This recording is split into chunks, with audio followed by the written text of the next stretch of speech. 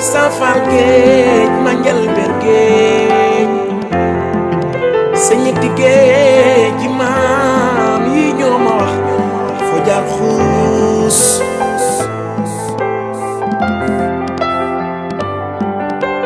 bajantu leen bajantu naa laay lay la laaw am ba ndugumba géej safal géej ma njël ber géej sa ñetti géej ji maam yi ñoo ma wax foo jaar xuus bajantu leen bajantu naa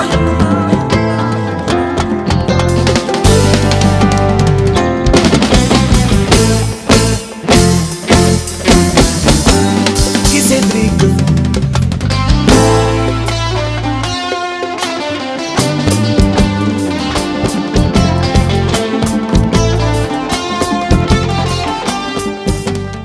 asalaamaaleykum mbokk yi ñu ngi ñëw tey fii ci Badiane TV di leen indi fii ci suñu 15e édition de l'habitat ñu ñëw nag ñu def ko bokk kook Senkat ak association des chrétiens d'Amérique ñu bëgg nag dugg ci biir laaj nit ñi nan la ñu gisee bés bi. waa ñi ngi fii nag ak Lamine Fall moom mooy président Senkat ñu laaj ko nan la gisee salon de l'habitat bi. asalaamaaleykum Badiane TV. ñoo ngi rafetlu taxawaay bi fii gis na sa Pastef si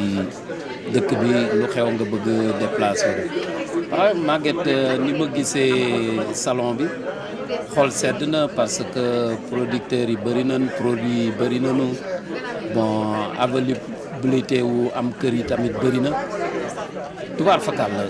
xam naa daal ku ñëwul yaa ko xañ sa bopp mais moyen bu nit mën a def pour am kër bu rafet am na fi moyen bu nit war a mën a def pour fayee am na fi bon li ma gën a kii si kër yi nag mooy fay bi nit ñëwee détails yi la jox la ko en dollar moom si gën a soxal quoi. ok waaye yow comme ni ñu wax ne Senkat moo def collaboration ak les chrétiens d'Amérique dañoo bëgg a xam seen collaboration boobu ak ñi def salon bi nan la demee ak fan la jógee. mu ngi jógee ci liggéey bu Senkat di liggéey Pastef bi Senkat am ak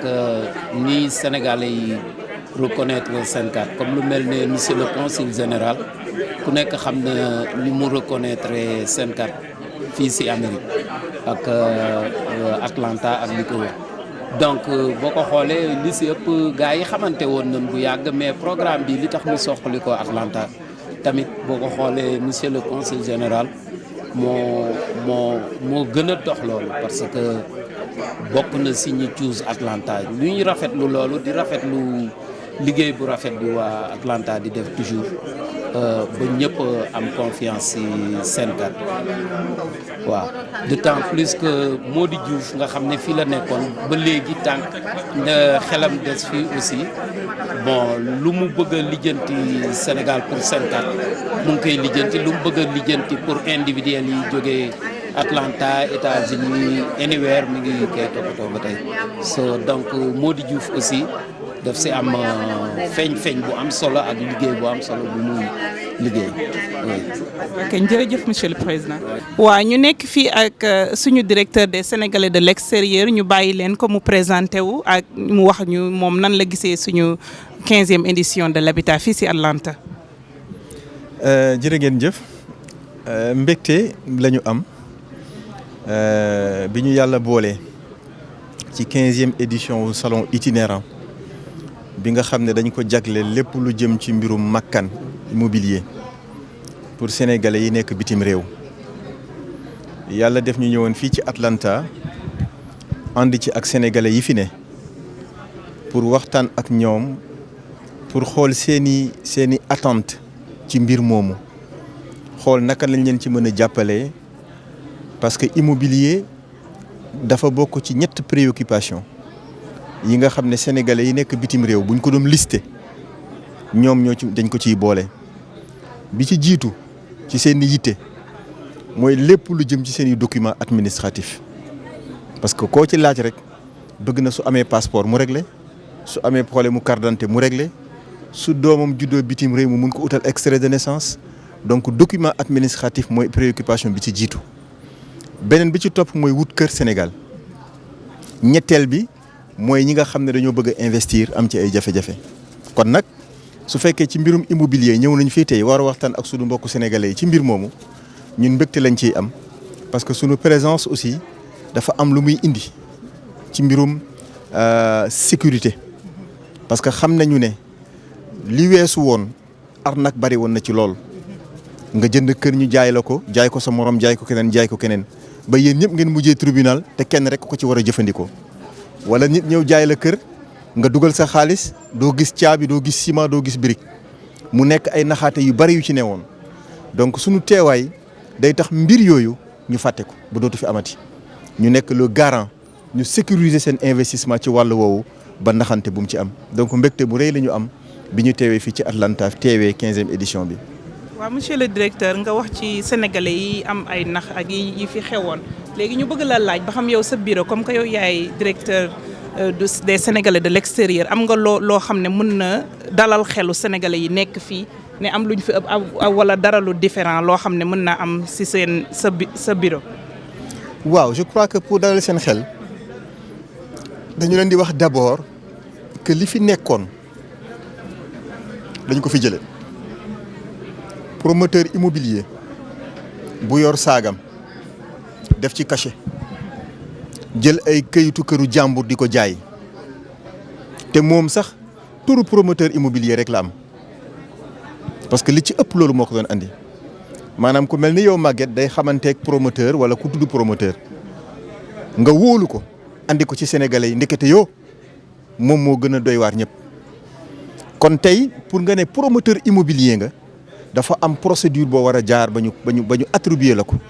loolu benn point la beneen point bi kër ya ngay jaay suuf sa ngay jaay titre de propriété bi dafa war a nekk ci sa tur yow miy jaay waroo ñëw nekk courtier nekk intermédiaire di jaayal ay nit kooku ngay jaayal xamoo ndax kër ga ngay jaay moom jaay na ko ba pare yow nga ñëw jaayaat ko keneen kon courtier bi dañ koy éliminer ku nekkul kër gi nekkul sa titre de propriété nekkul sa tur kooku aussi il est exclu am nag yeneen critères financiers yeneen critères yi nga xamante ne personnel bi ngay employé seen cotisation sociale yooyu yëpp dañ koy saytu balaa ngay doon promoteur immobilier. ginnaaw loolu ñi nga xamante ne tey floué woon nañu leen maanaam naxoon nañu leen ci mbir yu mel noonu le ministre de l'habitat am na ay jéego yu am solo yu mu ci def ànd ceeg le ministère des affaires étrangères pour promoteurs yi nga xamante ne yoral nañu ay sénégalais de l'extérieur xaalis. ñu dugaloon seen xaalis quelque part te peut-être jotuñ ci pour que ñooñu ñu fexe ba ñu jot soit seen xaalis wala ñu jot seen kër bu ñu jotul kër ga fa nga xamante ne foofu lañ leen ko waroon jaayit moom jël na engagement pour jox leen kër feneen foo xamante ne l'essentiel mooy na nga doon rek foo xamante ne yaa ko moomal sa bopp. léegi nag ñu ngi def situation bi ak moom pour xool sénégalais yi nga xamante ne tey ñoom ñëpp ku mel ni Namora daf leen naxoon ba yóbbu seen alal pour que moom mu mun a fexe ba delloowaat leen ko beneen point bi ci topp. moo di que bu ñuy organiser salon bu mel nii bu fekkente ne ñëw nañu sénégalais de l'extérieur bi am lu ko ci intéressé ñun ñu yëg ko dañ ciy ànd ak moom pour sécuriser investissement am moo tax ci foofu dañuy lancer un appel bu ci kenn demati ci promoteur immobilier ci ginnaaw état képp ku ciy dem ci promoteur immobilier na ko état yëg parce que da lay permettre loolu mu mën laa saytul bu baax ndax la mu lay jaay moo ko moom ndax la mu lay jaay amul hypothèque ndax la mu lay jaay nekkul ne dañ koy jaayloo. su ko defee yooyu yëpp ay mesures de sécurité la ay mesures de précaution la yoo xam ne bu ko sénégalais de l'extérieur yi xamee xëy na yu bari ci ay naxaateeg yooyu dana fi dañ. waaw monsieur le directeur ci say wax maa ngi ci dégg nga wax état parce que bu ñu kiiyee Namora bi mu fi ñëwee bi passé dañ ñëwoon état moo nekk si gannaaw moo tax nit ñu bari wóolu woo leen te gis nga Namora fi mu mujj léegi ñu bëgg xam rek lan nga wax ci loolu ak lan mooy différence état boobu ak état bii ngay wax nii. différence bi ci ay points yu bari la parce que Namora bi mu àndee ak le président Abdoulaye Wade yéeneem rafetoon na mais jafe-jafe ba mu am moo di que dafa amoon accès ca compte bancaire yi nga xam ne fa la ñuy virer xaalis loolu benn point la woon. loolu bokk na ci li nga xamante ne tey wax naa ko léegi ci démarche de sécurité bi nga xam ne le ministre de l'habitat jël na ko pour promoteur immobilier tey yéen waa Atlanta bu ngeen naree jokkoo ak benn promoteur immobilier du ngeen jël xaalis bi jox ko mu defal leen décharge compte bancaire ba ngeen koy def seen compte bancaire la yéen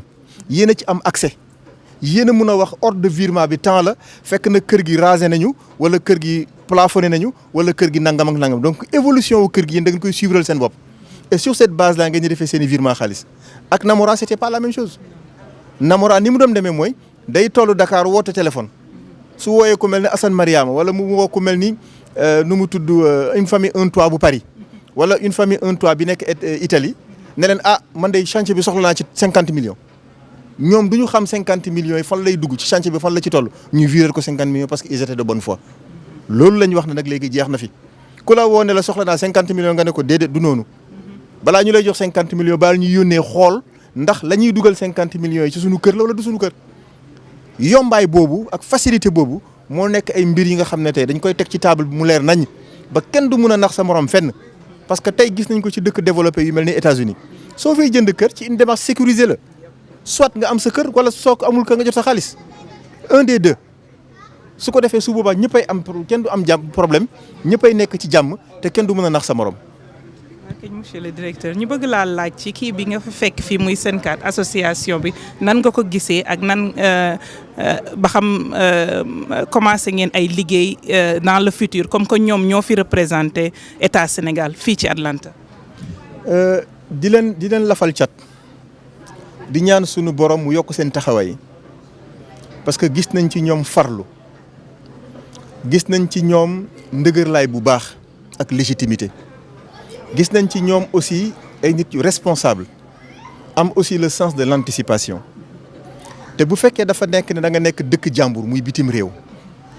réflexe bi jiitu pour sénégalais bi mooy mu vie en communautaire la vie en communauté warul vie isolément dafa war a fexe ba association ba fa nekk mu ñëw jënd carte de membre dafa war a fexe ba cotisation ya fay am mu def cotisation kon damay lancer un appel tous les sénégalais yi nekk Atlanta ku ci bokkuloon ci seen carte na nga ñëw bokk ci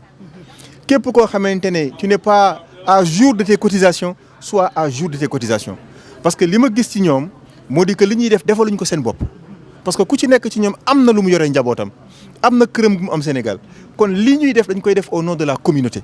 kuy liggéey au nom de la communauté nag état daf la war a rof loxo pour que sa taxawaay gën a dëgër parce que dina am fuñ ñu féete ñun état loo xam ne ñun la waroon ñoom ñi ñu koy defal kon nag ñun aussi dañ leen war a bàyyi xel bu baax loolu moo tax tey bi nga xamante ne waxtaan nañu ak ñoom bu baax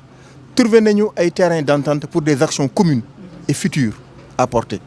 et je crois que fii ay weer yu néew ay semaines yu néew dina am programme bu am solo bu ñu lëkkaloo entre Senkat ak direction générale des Sénégalais de l'extérieur pour ne pas dire état bu Sénégal pour que ñu gën a sentir état aux côtés des Sénégalais d'Atlanta ñu gën a sentir état aux côtés de l'association pour que Sénégalais yi yëpp gën a mobiliser wu autour de l'association parce que seen ndam ci loolu la nekk.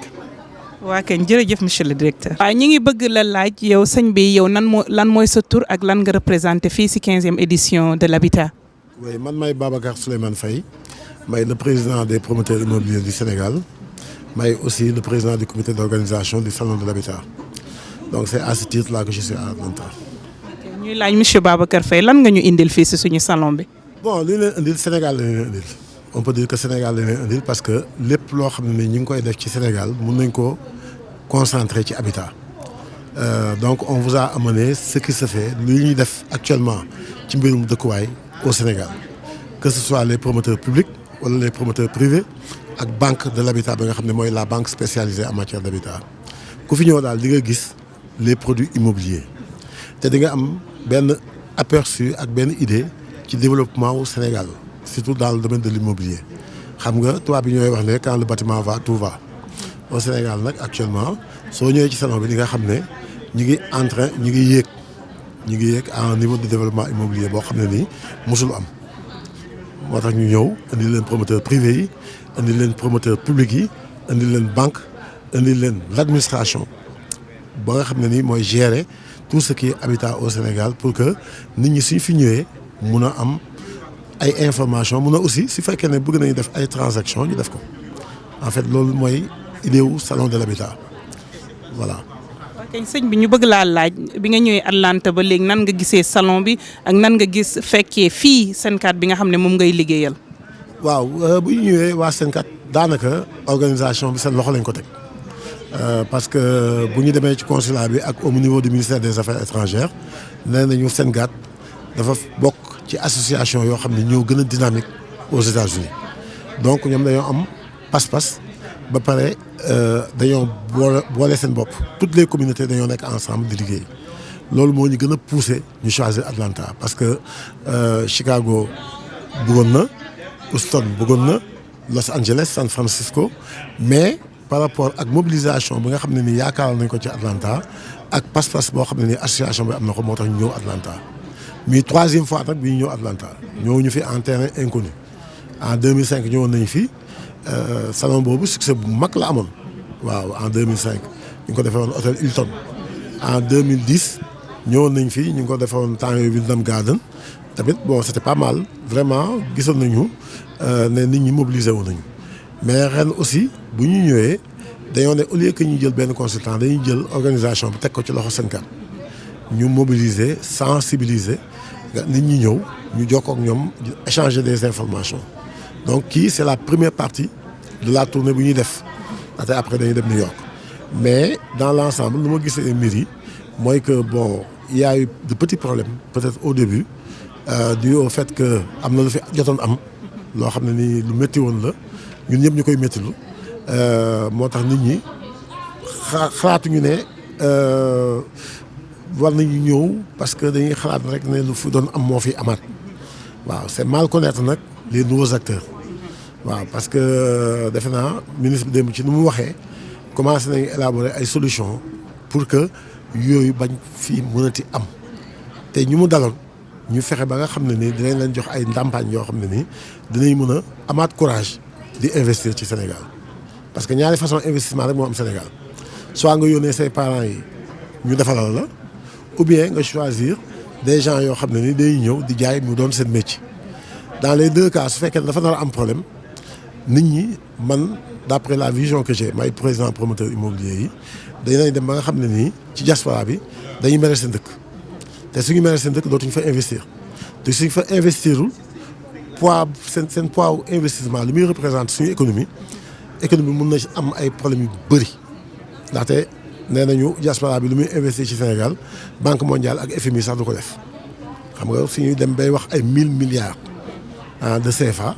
loolu suñu jéemul def ay effort di ñëw di leen seet si di leen expliquer li ñuy def da ngeen gedd dëkk ba ñëppay mujjee am problème ñu sérieux yi ak ñu ñàkk sérieux yëpp moo tax ñun suñu obligation la de venir di leen expliquer di leen won su fekkee ne amoon na ay problème ñu jéem ci indi ay solution yooyu nag am na ñu ngi koy togg te des na tuuti dinañ ko teg devant les gens ñu xam ne vraiment seetaanuñu suñu diaspora ñun man personnellement je pense que je suis pas politique waaw je suis pas politique je fais pas de politique mais dama bokk ci service public ndaxte habitat c'est un service public le service public de l'habitat mooy que da ngay def benn activité boo xam ne ni ñëpp ci gis seen bopp et c'est extrêmement important ñëpp ci gis seen bopp donc man lu may gisee mbir mi mooy que lépp lu ñu mën a def ba Sénégalais bu nekk ak fu mu munti nekk ñu fexe indil ko les mêmes avantages que Sénégalais yu nekk au Sénégal man dinaa ci xar sama tànk tubéy loolu mooy suma yitte loolu mooy suma vision te loolu laa gëm voilà donc loolu moo gën a tax ñëw Atlanta. waaw ñu bëggoon a laaj rek comme que li nga fi indi am na importance am na solo loolu te am na nit ñoo xam ne mën na am seen scheduling wala kii du ñu tax ñu mën a ñëw yéen boo leen demee ba dem New York ñu bëgg a jot leen est-ce que am na foo xam ne mën nañ leen a jot lu maanaam email wala phone number wala loo xam ne mën nga leen jox pour nit ñi mën cee sukkandiku. waaw non xam nga ñu exposants yëpp déjà dinañ fi bàyyi seen ay coordonnées ñëpp indi nañ seen flyers vous avez vu ils sont bien organisés président association bi ci boppam aussi proposé na ma pour que après association bi def suivi ndaxte xam nga ci événement yu mel nii jënd ak jaay bi waxtaan mun na commencer mais conclusion bi day jël temps donc Sénégal proposé nañu ñoom ñu def suivi si ñuy dem dañuy leen di bàyyeel paquet yëpp lañ leen di bàyyeel nga xam ne képp koo xam ne intéressé wu nañu après soo demandé les coordonnées d'un tel promoteur Sénégal dana nekk seen diggante saytu déjà ndax programme bu sérieux la parce que am ngeen ay représentants yoo xam ne ñoo leen toogal Dakar nga xam ne dañuy ñëw sur le terrain xool ndax effectivement programme bu baax la ndax programme la boo xam ne nii jaar na ci yoon rendre leen compte au niveau du Sénégal nga xam ne yéen ci seen bopp yéenay gérer en fait la relation entre client bi ak promoteur bi c'est extrêmement important lu ma bëggoon dolli rek mooy que dama bëgg a woo waa diaspora bi xaalis bu ñuy liggéey di ko joxe xaalis boo xam ne nii c'est durement acquis dañuy sonn pour am ko waaw donc bu ñu jël seen xaalis di ko joxe promoteur bu sérieux am na compte séquestre au niveau de la banque de l'habitat wala ci beneen banque nga xam ne soo versé sa apport foofu yow dootoo am problème ak promoteur bi problème bi ngay am yow banque bi la bés boo toogee ba bëgg a jël sa xaalis banque bi ngay amal affaire man en tout cas en tant que président des promoteurs en tant que promoteur immobilier suma clients yi loolu laa leen di wax toujours nee naa man du ma laajte apport banque bi moo wala laajte apport te transaction immobilière ci notaire lay jaar xam nga yooyu di ko répéter dafa baax képp ku la bëgg a jaay terrain wala mu bëgg la jaay kër te notaire du ci dugal loxoom daf lay nax promoteur immobilier su fekkee ne yow da ngay demander un financement de la banque amul lu mu lay demander apport su la demander apport tam apport bi bu ko jox verser ko ci compte bancaire boo xam ne nii mooy compte séquestre banque de l'habitat ou bien beneen banque nga xam ne yow banque bi ngay amal affaire banque bi bu lay lebal moom moo la naan yow kat sa profil bancaire 20% lañ lay laaj wala 30% lu ci des nga fay ko en 10-15 ans donc loolu banque bi moo jël décision bi loolu moo gën a wóor te loolu mooy tax confiance am te loolu c'est extrêmement important voilà. waa sëñ bi ñu ngi la bëgg a laaj yow lan mooy sa tur ak lan nga représenté fii ci 15e édition de l'habitat. waaw man maa ngi tudd Demba Aram Ndiaye di conseiller en communication du ministère du renouveau urbain habitat ak cadre de vie ba pare it man maa yor communication salon bi ci comité national de pilotage bi nga xam ne bii moom moo organisé 15e édition salon itinérant de l'habitat fii ci Atlanta ak New York. mu mel ni ne wax dëgg yàlla bi ñu ñëwee am nañ mbégte lool parce que li ñu gis doy nañu mais li gën a am solo mooy li ñu indi mooy lan mooy dañu constater que ni wax dëgg yàlla immigré yi dañu manqué information te information bi comme que dañ ko manqué te ñu ci bëri yàlla def na mënuñoo ñëw ñun ñu ne nan dem fekki leen su ko defee mun a waxtaan ak ñoom wan leen ne leen produit yi nga xam ni mu jëm ci wàllu kër wala mu jëm ci wàllu terrain indil leen lépp tegal leen ko bu ko defee mu doon tànn sa bu la neex parce que privé yi promoteur privé yi dañuy ñëw promoteur public yi dañuy ñëw public mooy SNHLM Sicap privé yi mooy ñeneen ñi nga xam ne ñii ñoom ay privé lañ ñoom it ku nekk indi seen i produits ñii ay terrain ñii ay ñu ko waxeeti ay kër ku ci nekk it wax li nga bëgg yéen ñi immigré yi seet li ngeen bëgg su ko defee ngeen jéem a wut foofu waaye li ci am solo it mooy dañu ànd ak banque de l'habitat wax dëgg yàlla bii mooy suñu 15e édition mais fu ñu toll ñoom ñoo ñuy sponsorisé ñoom aussi mën nga ñëw wax ak benn promoteur ngeen d'accord ci kàddu nga dem ci banque bi ubbi compte su ko defee moom banque bi fayal la yow ngay fay banque bi loolu aussi bokk na ci li nga xam ne lii moo ñu tax ñëw leneen li ci am solo it mooy dañuy créer li ñuy wax ay coopérative d'habitat parce que immigré yi am nañ ay association mais association yi ñu ci bëri amuñu coopérative te coopérative dafa am solo moo lay mën a permettre yow après nga dem wuti suuf boo amee suuf nga wuti promoteur bi tabaxal la donc loolu lu am solo la te defe naa ne démb ci cérémonie officielle d'ouverture bi ministre ñëw na ci li nga xam ne li lu am solo la muy promoteur yi nga xam ne dañuy wër maanaam di yàq liggéey bi parce que ñi gàmm ak ñuy raas dem du benn donc ñooñu li ci ministre bi wax démb lu leer la jël nañ suñuy matukaay ba nga xam ne loolu incha allah rabbi mi ngi suñ gannaaw kon li may wax rek mooy immigré yi na seen xel dal gouvernement bi ñëw na ministre bi jiite ko ànd ak directeur yi mu war a ànd ak yëpp ak directeur général des Sénégalais de l'extérieur directeur de la promotion de l'habitat social bi yore le projet Une Famille Un Toit ànd ak promoteurs yi ànd ak banques yi ànd ak ñi mu war a ànd ak ñëpp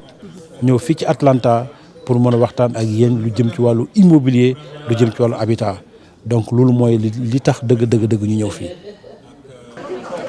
waa ñi ngi fii nag ak monsieur Cheikh Thiam muy secrétaire général bu SENCAD ak coordinateur u salon bi fii ci Atlanta ñu laaj ko nan la gisee salon bi. asalaamaaleykum di gërëm di nuyu ñëpp di sant participants yi di sant exposants yi di nuyu autorités yi nga xamante ni ñoom ñëpp ñëw nañu en masse di gërëm falaa war a njëkkee sax ministre bi nga xamante ni déplacé wu na ak cabinet yëpp ñëw fii di gërëm directeur de Sénégal de l'extérieur muy monsieur Sori Kaba bi nga xamante ni moom it ñëw na di sagal ñu fii ak promoteurs yi nga xamante ni privé ak public yëpp yi nga xamante ni teew nañ fii di nuyu waa Atlanta yëpp di leen wax ne salon bi commencé na ci jàmm nit ñaa ngi ñëw exposition mu ngi dem ci yoon yëpp ngi jaar yoon ñu ngi gërëm ñëpp bu baax a baax a baax yëpp ngi jaar yoon incha allah léegi nii moom fu mu toll nii kontaan nañ trop nit ñaa ngi ñëw nit ñaa ngi gis kër yi nit ñaa ngi visiter stand yi nit ñaa ngi xool nit ñaa ngi jël seen décision ñu ngi jël seen def ay proposition donc mu ngi jaar ci yoon bu baax a baax a baax di ñu gërëm ñëpp. ok merci monsieur Cheikh Thiam. waa ñi ngi fii ak monsieur Youssou Ndiaye moom mooy président coopérative bi nekk Senkat ñu laaj ko nan la gisee salon bi. asalaamaaleykum maa ngi nuyu waa Badiane TV di rafetlu seen teewaay fii ci salon bi di wax ne am mbégte rek ak contentement ci salon bi ni mu déroulé depuis démb ba léegi nit ñaa ngi ñëw et puis programme yi ñu fi gis vraiment programme yu am solo la parce que lii dafa nekk loo xamante ni ñun dañ ko yàgg bëgg man en tant que président coopérative ci lii laay dox ci lii laay yëngu di fexe naka la nit ñi maanaam immigré yi nekk fii Atlanta ni ñu jàppalante ba mun a am ay terrain wala ay dëkkuwaay fële ci Sénégal nga xam ne képp kuy immigré sa xalaat bu njëkk mooy naka ngay def ba am kër fa nga jógee d'abord loolu dafa nekk problème si ñun ndax ñu bari fii umpale wu leen ne dinañu yónnee seeni xaalis dinañu liggéey fii sonn yónnee xaalis pour ñu wutal leen ay kër wala ay terrain mais bu ñu demee ba ca mujjantal ga duñ ci am lu leen neex bu yàlla dogalee nag association bii di Senkat lëkkaloo ak waa ministère de l'habitat ak les promoteurs privés ñu ñëw fii ba ci Atlanta mun naa wax ne Sénégal yëpp la ñu andi direction yi nga xam ñooy liggéey di yëngu ci mbirum habitat ñoom ñëpp ñu ngi fi tey donc lépp lu waay bëgg lu jëm ci wàllu kër lu jëm ci wàllu suuf di ay papiers ak dossiers yi nga xamante ni lépp nga waroon dem ba Sénégal di déplacer di ko wuti ji yàlla dogal na Senkat ak waa promoteur privé yi andil nañu ko fii ci Atlanta mu nekk loo xamante ni lu am solo la ñu ciy rafetlu bu baax di ci remercier le président des promoteurs privés di ci remercier le président Lamine Fall mi nga xam ne mooy jiite association sénégalaise bi nekk fii ci Atlanta liggéeyam rafet na trop ñun ñu nekk ci gannaawam nag ku ci nekk mu am lu mu la sant am charge bu mu la jox nga koy doxal ku ci nekk li nga war yaa ngi ko ciy def bu baax askan wi seen bopp gis nañu ne Senkat mi ngi liggéey bu baax te lii rek firnde la ci lu toll ni salon de l'habitat ñu andi ko fii ci Atlanta nit ñëpp génn gis ci seen bopp ñëw di jënd ay kër di signer ay contrat vraiment lu baax la bu dul signature contrat yi kër yi ngay jënd sax yaa ngi am yoo xamante ni ay yaa ngi jànkoon amen di gisee ak nit ñi di waxtaan ak ñoom di tisser yeneen relation yoo xamante ni dina la jëme du lay jëme kanam la daal maanaam parce que tukki dafa metti ñun ñëpp suñu xel suñu xalaat yëpp réew ma la nekk naka la ñuy fexe ba delluwaat ci Sénégal nga xamante ni fa la ñu jógee bu ñu sañoon lépp lu ñu am fii dañ koy bokk ak ñoom ci loolu la ñu yëngu ci loolu la suñu mëbët yëpp mooy ñu delluwaat Sénégal ci jàmm yóbbu fa teraanga loolu daal moom la amoon d'abord ci lu may wax boo amee yeneen question nga asalaamaaleykum sëñ bi tur bi naka la. monsieur Alassane dañu bëggoon xam kan nga fi toogal kan nga représenté ak lan nga indi woon fii ci 15e édition de l'habitat fii ci Atlanta. ok man maa ngi représenté la société Hawadia qui est une société immobilière basée à Dakar et man maa koy représenté man aussi man may administrateur société bi donc dañaa ñëwoon wuyu si salon de l'habitat itinérant bu Atlanta ak bu New York sur invitation du ministère du renouveau urbain et de l'habitat social. laaj ba xam am nga lenn loo xam ne moom nga bëgg a wax wala loo indi woon fii ci Badiane TV ndax sénégalais yi nekk fii yëpp danañ ko gis bu fekkee lan nga leen indiloon ban opportunité nga leen indiloon pour sénégalais yi nekk fii mën a dem ak ñi mënta dem. Voilà, donc lu ñu gën a indi fii mooy d'abord wone suñu projet di projet immobilier Hawa Dia ñun ñuy yëngu surtout si viabilisation ay jaayum terrain parce que ñun dugguñ ci tabax parce que xam nañu doole yëpp yemuñu am na ñoo xam ne terrain la ñu mën a jënd am na ñoo xam ne kër la ñu mën a jënd am na ñoo xam ne immeuble la ñu mën a jënd mais dañoo yaakaar ne ku am terrain mën nga am lu si des moo tax ñun ñu yem si terrain yi rek parce que aussi moo gën a yem si kattanu nit ñi terrain yi jaay aussi ay terrain yoo xam ne yu wóor la parce que ay titres fonciers la agréé par l'ensemble des banques qui sont au Sénégal, agréé par l'État du Sénégal, mais surtout aussi agréé par le ministère des Affaires étrangères à travers la direction des Sénégalais de l'extérieur. Donc pourquoi le ministère des Affaires étrangères? Parce que xam nañu immigré yi des fois dañu am jafe-jafe ci affaire terrain yi nax yi dafa bëri lubati dafa bëri donc ñoom waa ministère des Affaires étrangères nee nañu léegi il faut ñu agréer ay promoteurs yoo xam ne lu ñu yore ñoom ci Sénégal la saytu nañ ko xool ko ba xam ne wóor na ñu doog leen mën a invité ci salon yi parce que aussi ñun bu ñu ñëwee ci salon bi jaay leen terrain seen responsabilité mu ngi ci donc comme seen responsabilité mu ngi ci donc il faut kii ñëw fi yore lu wóor loo xam ne suba du am benn problème du am jafe-jafe donc loolu aussi bokk nañ ci lu ci indi beneen volet bi aussi dañ ne duñu yem rek Sénégal di jaay ay terrain parce que mënuñu yem Sénégal jaay ay terrain parce que boo xoolee man sama projet bi c'est un projet sur 47 hectares de 2000 et quelques parcelles boo xoolee presque 1000 et quelques parcelles jaay naa ko te gënuma Sénégal mais Sénégal yemul rek Sénégal ñi nekk bitim réew immigré yi waa diaspora bi ñoo xam ne Sénégal lañ fi toogal parce que dañaa dem wuti te bu ñu wutee dañ ko dellu si Sénégal il faut aussi ñëw fekk si leen fi ñu nekk woo leen opportunité yoo xam ne mën nañ ko am pour investir Sénégal loolu aussi dafa bokk si lu ñu indi n'est-ce pas donc woo leen produit pour ñoom ñu mën a am loo xam ne dañ ko mën a investir pour bu ëllëgee bu ñu ñibbee ñu fekk fa dara loo xam ne ñoo ko liggéeyoon fekk nekkuñu fi parce que c'est bon nga nekk bitim réew mais c'est bon aussi ngay gëstu sa réew parce que xam nga tôt ou tard di nga ñibbi te boo ñibbee bëgg nga am foo fanaan bëgg nga am foo dal bëgg nga am foo recevoir ay nji te kër lu am solo la loolu donc moo tax ñu gën a ñëw fii donc waxtaan ak ñoom saafante ak ñoom jàmmal sa la ñoom woo lañ suñu ay projet et yaakaar aussi dañ si adhéré. waaw ñi ngi fii ak BHS moo xam ne mooy sponsor officiel bu salon bi ñu laaj leen ñoom lan lañ ñu indil fii ci 15e édition de l'habitat. soxna si ñu ngi leen di sant di leen gërëm dañuy commencer bala di leen sant di leen gërëm ci li ngeen ñu dalal fii ci Atlanta ñun ñi Banque de l'Habitat Banque de l'Habitat bii mooy fukki ak juróomeelu yoon muy ànd ak promoteur public ak privé yi di ñëw ci salon de l'habitat loolu lu muy tekki dafay tekki ne Banque de l'Habitat moom mooy banque promoteur yi mais Banque de l'Habitat moom mooy banque des Sénégalais de l'extérieur Sénégalais de l'extérieur yi dañoo occuper benn place bu importante ci suñu dispositif ñun Banque de l'Habitat parce que suñu jëlee suñu clients yi xaaj ko ci ñeenti pàcc quart bi mooy les clients de la diaspora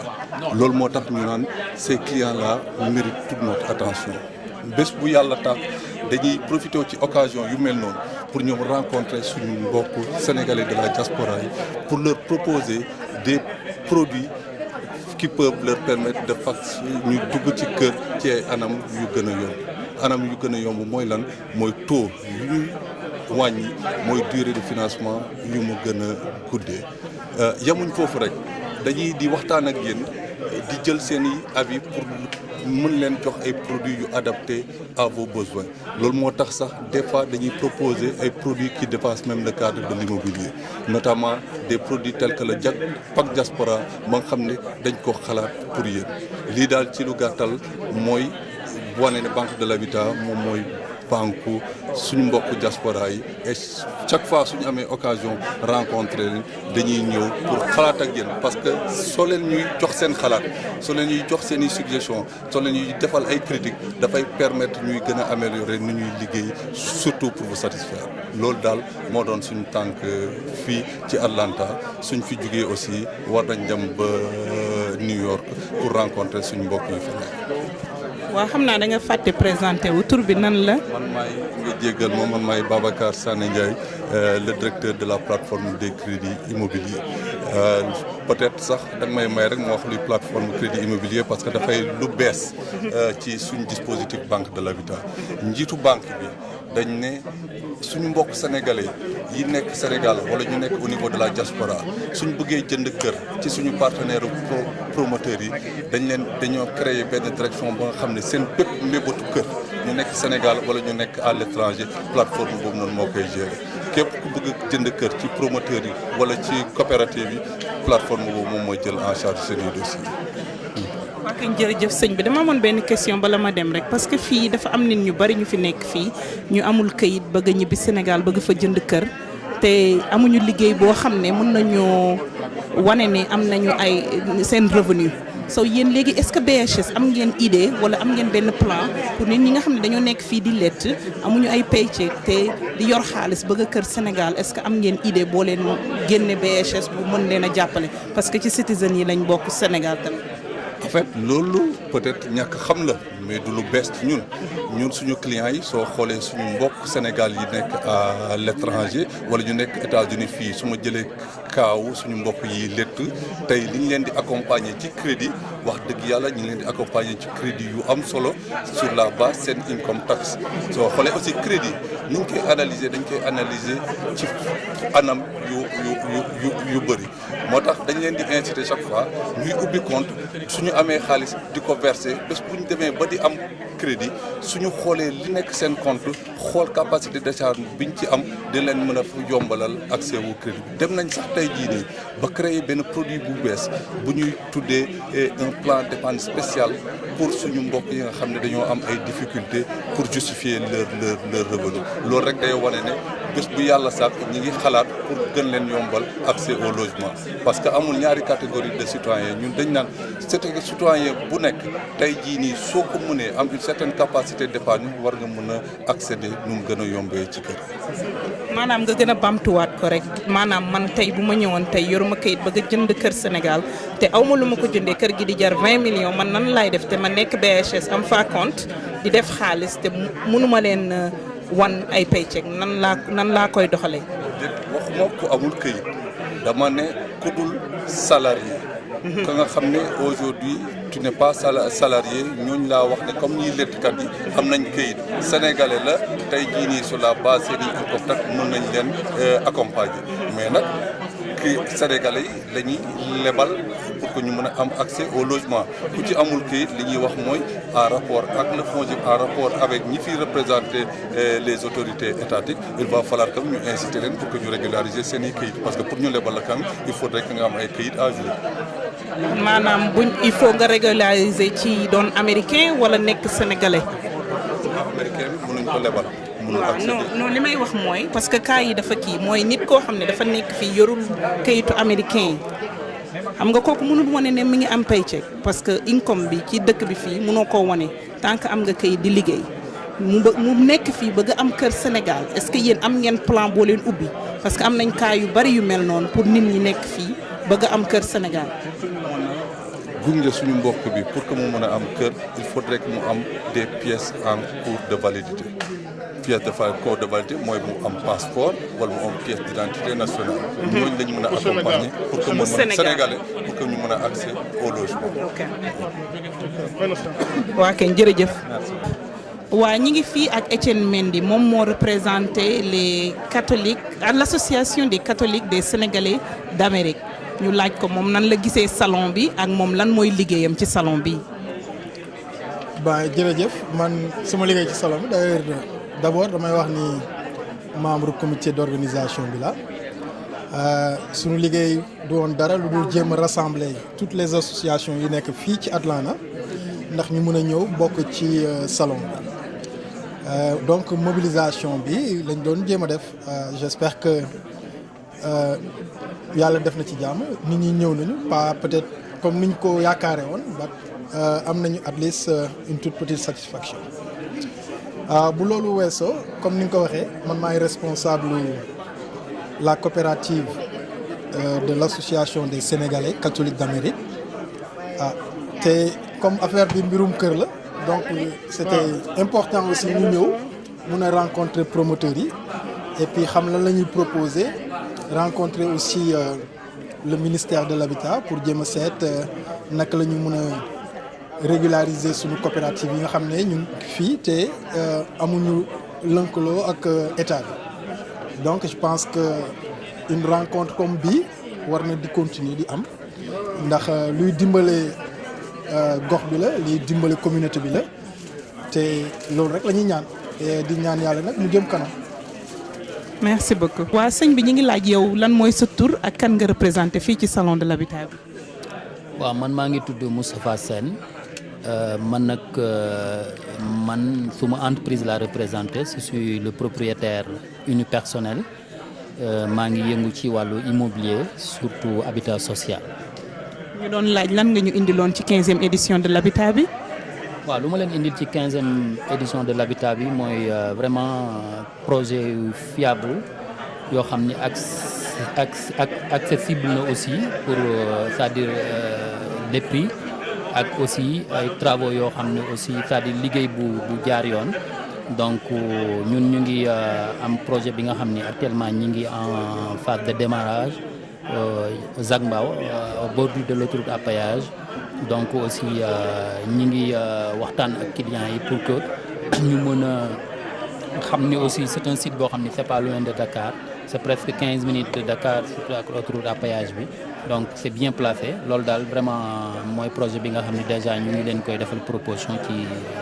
ci 15e édition salon itinérant bu habitat. ok jërëjëf asalaamaaleykum soxna si yow jox ma tur bi ak fan lan nga représenté fii ci 15e édition de l'habitat.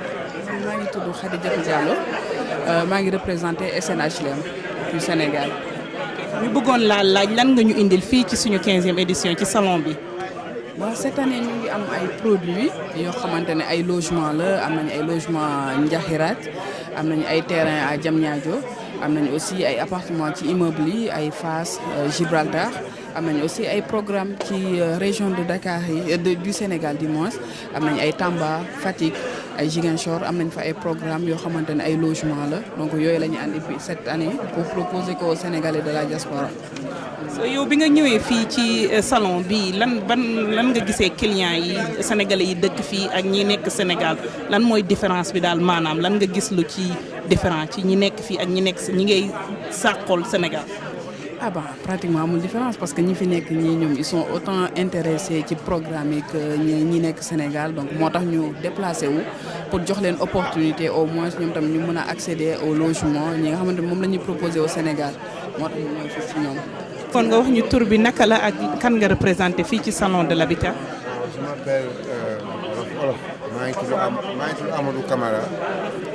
nekk ministère du renouveau urbain de l'habitat et de cadre de vie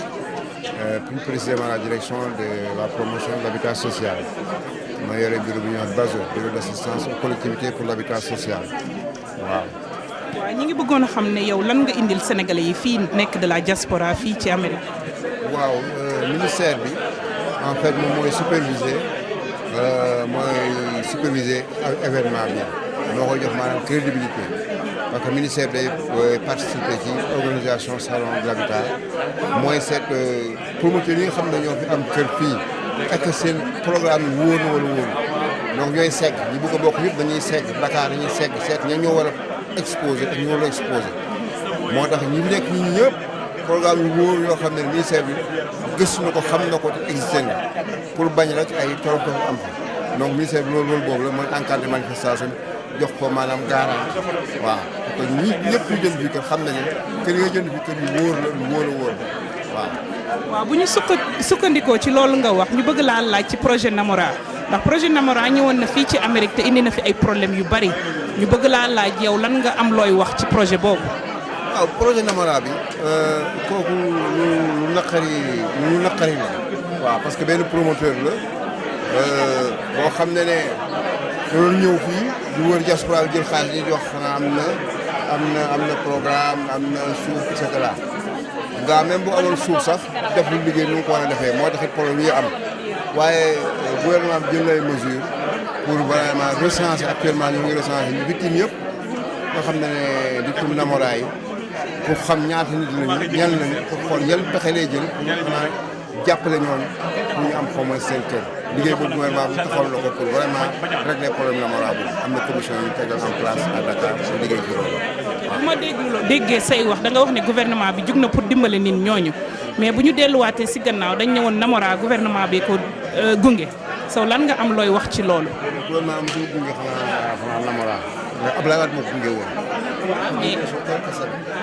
dégg nga. Abdoulaye Wade moom moo représenté woon gouvernement sénégalaise. moom moo ko jëloon teg ko ci kawam. mais ñi nga xam ne ñu xam ce que c'est promotion immobilière xamoon na ne waajur du dem waaw mais nag comme nit moo ko jël na bo di ànd ak moom ak yooyu yëpp moo tax mais ñun technicien xamoon nañu kii du dem waaw. parce que léegi bu fekkee sénégalais bi nekk fii moom mi duggoon ci projet Namora te amoon ci kër. mu Namora yi lan ngay wax sénégalais boobu. mën nañu rassurer ne loolu dootul amati parce que gouvernement jël na ay mesures déjà am na commission d'agrément bu ñu mettre en place sama collègue bii moo ko yore képp koo xam ne da nga bu nekk promoteur agréé dans le cadre de l'habitat social il faut nga am xanaa agrément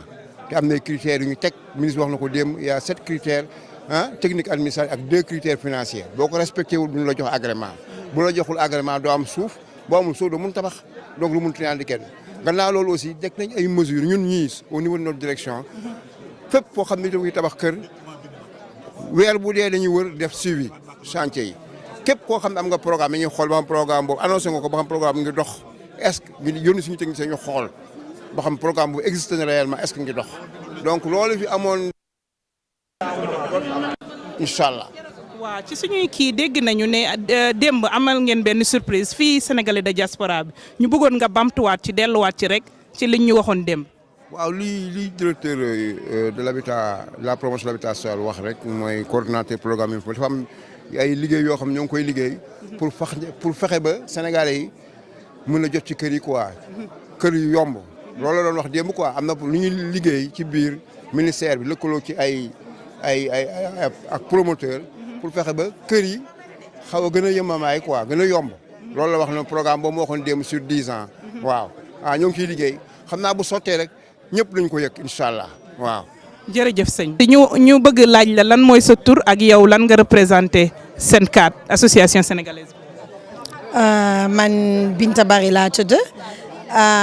SENCAD damay liggéey rek damay jàppale dans tous les domaines fépp fu ñu ma soxla mais d'habitude je suis plus dans le social. ok ñu bëgg laa laaj Binta Bari yow nan nga gisee suñu salon d'habitat bi. Oh, salon bi ça se passe bien démb on n'avait pas beaucoup de monde mais aujourd'hui mel na ni nit ci génn nañu ñu ngi ñëw et puis on dirait que les gens sont satisfaits parce que liñ fi fekk doy na leen ils ont beaucoup de variétés. waaw léegi dañoo bëggoon laaj yow nan est-ce que gis nga sa bopp ci fii projet yi ñu fi indi fii. waaw bien sûr il y a beaucoup de projets il y a la BHS il y a la SICAP il y a HLM. Il y a beaucoup de promoteurs, il y a le ministère, bien sûr que gis naa sam bopp. ok jërëjëf madame Ndiaye. soxna si yow ñu bëgg laa laaj yow lan mooy sa tur ak yow lan nga représenté SENCAD. asalaamaaleykum mbooloo mi maa ngi leen di nuyu ku ci nekk sa tur ak sa sant man maay Oumou Touré man maa yor affaire organisation xale yi Atlanta man maa leen représenté fii. lu may wax nag mooy nit ñi affaire bi vraiment mi ngi marché dox na ñëppaa ngi génn dama bëgg nag ne léttkat yëpp bàyyi li ñuy def te ñëw fii jënd kër yi ndax lii boo ko ratee lii fi nekk boo ko ratee dootoo ko dabaat xam nga liñ doon wax dara amu si xam nga maa ngi leen di gërëm di leen sant SENCAD ñi ngi def seen liggéey surtout Maguette mi ngi def liggéeyam di gërëm bàjjan di leen di ñaanal yàlla continuer ci affaire yi jàmm nañu génn Maguette wax leen ñu génn. waa kay jërëjëf soxna Oumou Touré. waaw sëñ bi ñu bëgg la laaj yow lan mooy sa tur ak lan nga représenté fii ci 15e édition de l'habitat. waaw man maay Amad Wade man maa représenté Sénékindia ci 15e édition de l'habitat. waaw ñu bëgg monsieur Wade lan nga ñu indil fii ci 15e édition bi. 15e édition de l'habitat moom fi ñu toll nii Sénékindia dafa indi ay produits yoo xam ne daf ko destiné à la diaspora indi benn panel bi mooy Sénékindia indi na ay terrain indi na ay appartement ñaari type appartement indi na ñaari type villa ça veut dire que aujourd'hui ci Atlanta fii ku ñëw ci Sénékindia lépp loo bëgg nga bëgg terrain di nga ko am nga bëgg appartement di nga ko am nga bëgg kër di nga ko am voilà. waa kenn jërëjëf. asalaamaaleykum soxna si dañoo bëggoon xam yow lan mooy sa tur ak lan nga représenté fii ci salon de l'habitat. waaleykum asalaam maa ngi tudd Ndeye Mairie Ba am naa nag ñaari cër ci salon bi dama cër bi njëkk mooy comité national de pilotage bi organisé salon bi man maa ci secondé Babacar Souleymane Faye maa ci vice présidente bi ba pare nekk directrice commerciale au SICAP SA fi nga ma fekk ma toog defe naa boobu daal ci la ñuy gën a insister parce que man man maay yore njaay mi biir SICAP. waaw madame ñu bëggoon xam nag yow lan nga ñu indil waa SICAP lan la ñu indil ci 15e édition bi. SICAP indi na ay programme yu takku ci 15e édition salon bi dama ci commencé ci bi ci njëkk programme bi njëkk bi nga xamante ni moom la askan wi en tout cas gën a gis seen bopp ñu koy wax SICAP Lac Rose. SICAP Lac Rose am nañ fa ñetti façon kër gi ci gën a ñetti façon kër gi ci jiitu am na ñaari nekk ak salle ñu koy jaayee 10,500,000 maanaam à peu près round. xaaral ma jox la ko ci dollar comme ça puisque ñu ngi États-Unis defe naa dollar bi moom moo ci gën a arrangé nit ñi mi ngi toll ci $17,500 moom la ñu indi ci kër yi jiitu donc ñaari nekk ak salle la kër gi di am ak salon ak cuisine ñu tabax ko ci one level. am nañu deuxième kër toujours ci même programme mu SICAP Lac Rose 2 bedrooms toujours di jar 16,500 maanaam $27,500 boobu ëppee na bu bi ma njëkk wax de 20 mètres carrés donc 180 mètres carrés à $27,500 am nañu bi ci gën a mag ci Lac Rose di def 3 bedrooms ñu ngi koy jaayee $38,000 ñetti façon kër yooyu moom mën naa wax ni wax dëgg yàlla moom liñ ciy tabax takku na parce que am nañ ci à peu près 1500 villas yuñ ciy tabax yuñ ciy tabax ci programme bi am na quand même ay appartements aussi ci deuxième phase bu ñuy tabax ci kër gi. bu weesoo SICAP Lac Rose indi nañu SICAP Grand Mbao SICAP Grand Mbao mooy projet kër gi ñu am pour l'instant bi gën a jege biir Dakar. am nañ ci kër yu takku yoo xamante ni am na 150 mètres carrés premier kër gi ñu ci indi donc 150 mètres carrés tabax nañ ñu ci suuf ak ci kaw am na 4 bedrooms kër gi daal daanaka da ngay diri say valise ñëw dëkk parce que doo am buñ la ko joxee buñ la joxee caabi bi amul loo ciy toj amul loo ciy defar waaw. am nañu bu ëpp boobu boo xam ne mat na ko double 300 mètres carrés am na 5 bedrooms boobu tamit bu takku à Grand Mbao bu weesoo ñaari programme yooyu ci villa am nañu ay apartments maanaam ay buildings yu ñuy tabax biir Dakar programme bi jiitu ci buildings yi commencé nañ ko SICAP Rue 10 lañ koy wax mi ngi ci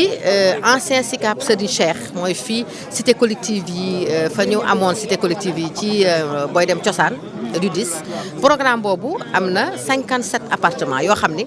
daanaka desatul lu bare liñ ci jaay moom takku na lool am na nag quand même benn wala ñaar yoo xamante ni en tout cas bu ci waa diaspora bi bëggee dinañ leen ci mën a jaay.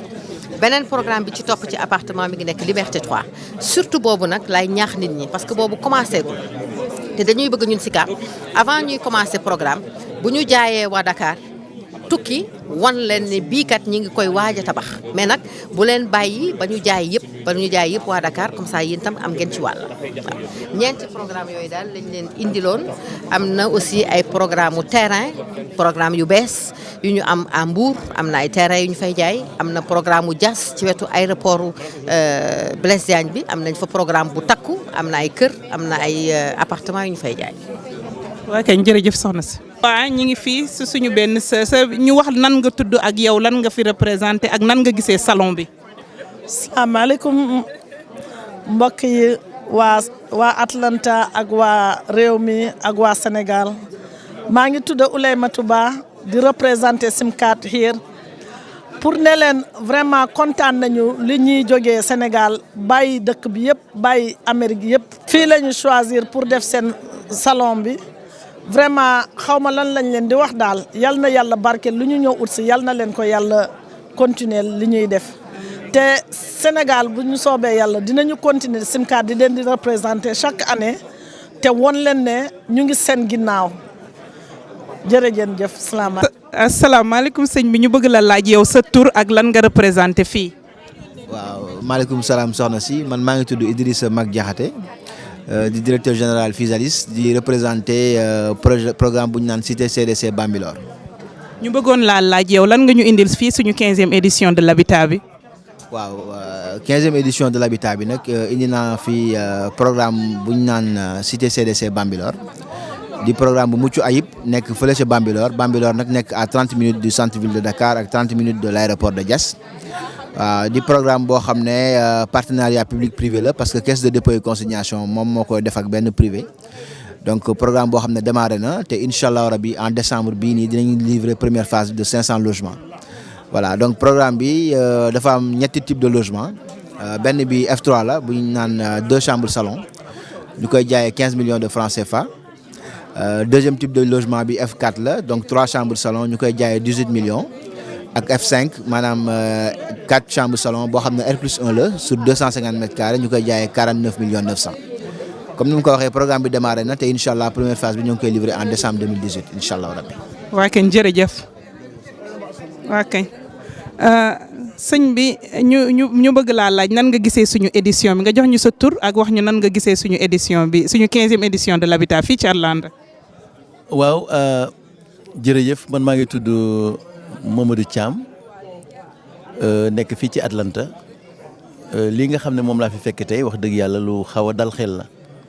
ndax daanañ fi am ay exposition ba sonn waaye bu mel nii presque bu taaroo nii ñu ngi koy door a mës a am ci li ma baan fekkee te itamit yaakaar naa ne lii nga xam ne moo leen fi indi nit ñi am nañ ci yaakaar te bu soobee yàlla incha allah xëy na yàlla dina ko sottal bon gis naa leen nag bi ñu ñëwee def nañu seen exposition nit yi génn nañu nit yi ñëw nañu wane nañu produit yi ñu amee ñun ñi nga xam ne ñun lañ fi fekk ñun tamit incha allah dina leen accompagner dimbali leen ci seen bëgg-bëgg ak liñ fi wut ba yàlla natt ci jàmm yéen ñi fi nekk nag ñu ngi leen di gërëm bu baax a baax di leen sant parce que seen liggéey rafet na ñun nag ak ñu ngi am rek féetewoo ñaan yi daal jërë ngeen jëf. waaw soxna si ñu bëgg laa laaj yow lan mooy sa tur ak nan nga gisee yow lan nga représenté fii ci salon bi ak nan nga gisee suñu salon bi. asalaamaaleykum maa ngi leen di nuyu di kontaan ci laaj bi ngeen ma laaj man maa ngi tudd Assane Mariama Gueye ñëw fii nag tey ci salon bi bokk nag ci seen carte yor seen social tey nag ma ñëw fii xam nga li ma fi gis dafa doon lu yéeme tey li ma fi gis dal na xel ndax ñi fi ñëw li ñu indi dafa leer ci mbirum kër ndax kër buñ la waxee na la boo koy jënd ci notaire ngay dem intérêt bi dañ ko teggi aussi bu fekkee ne jënd nga ko tamit nag ba pare tamit dëkkoowaay bi tamit yoon wi pour nga dem ci yomb na xam nga loolu tamit dafa doon lu neex ci dëkkookaay ndax bu fekkee ne dëkkookaay dafa taxaw mu leen a boo dee dem day yomb ci yow yoon yi jaar na fa tamit aussi macha allah moom daal kontaan nañ trop nag kontaan nañ yàlla na ngeen ko yàgg organiser ñoom ñu yàgg fee ñëw sa borom def ci tawfiix ak say taysiir ci kattanam ak mbaaxam. jërëjëf. wala maa ngi tudd Moussa Sy nekk fii à Atlanta pendant un bon bout de temps maa ngi fii en tant que sénégalais d'abord en tant que citoyen sénégalais boo xam ni qui s'intéresse à tout ce qui se passe au Sénégal mais aussi je porte le képi de représentant de l'APR en tant que son coordonnateur au niveau d'Atlanta voilà. waa kay ñu bëgg la laaj nan nga gisee ci salon de l'habitat bi. Well, je crois que pour une deuxième fois c'était pas mal man je crois que ni du point de vue organisationnel mën nañ ko defee neneen ba nga xam ni ça aurait été mieux préparé du point de vue en tout cas de la location d'abord de l'endroit parce que ici à Atlanta boo organisé lan na ci downtown bi nga xam ni parking bi c'est pas évident ça affecte aussi ni que nit ñi nu ñuy ñëwee bon je crois que fu ñu ko daan defee Southside bi nga xam ni fa la ñu def rencontre yu bëri yi nga xam ni sénégalais fa la ñuy daje je crois que ça aurait été beaucoup plus efficace parce que accès bi c'est beaucoup plus aisé pour ñu accès defal ko ci benn coin boo xam ni c'est accessible je crois que ça aurait pallié quand même à l'absence de beaucoup de personnes parce que am na ñu xam ni location bi moo leen déranger parce que boo fi ñëwee pour nga parquer sa oto you know, c'est pas évident daal, c'est pas évident. Man, en 2 jours, j'ai dépensé $32 pour parquer. Donc, je crois que c'est pas tout le monde aussi qui peut le faire, quoi. Lolo, c'est pas très efficace. Mais de notre point de vue, du point de vue de la composition des présentateurs et la façon dont ça a été organisé au niveau du Sénégal, moi je crois que c'est impeccable parce que dafa amoon ci promesse yoo xam ni président de la République dans son premier voyage aux États-Unis defoon na ko en ce qui concerne les promoteurs immobiliers waxoon nañ ne que plus jamais duñ fi yónniwaat un promoteur immobilier boo xam ni il n'est pas agréé par l'État du Sénégal. Et je crois que la pratique l'a démontré. Tous ceux qui sont ici aujourd'hui, ce sont des immobiliers qui sont agréés par l'État du Sénégal. Et la présence aussi du ministre chargé du ministère de tutelle, eh bien, ça aide aussi à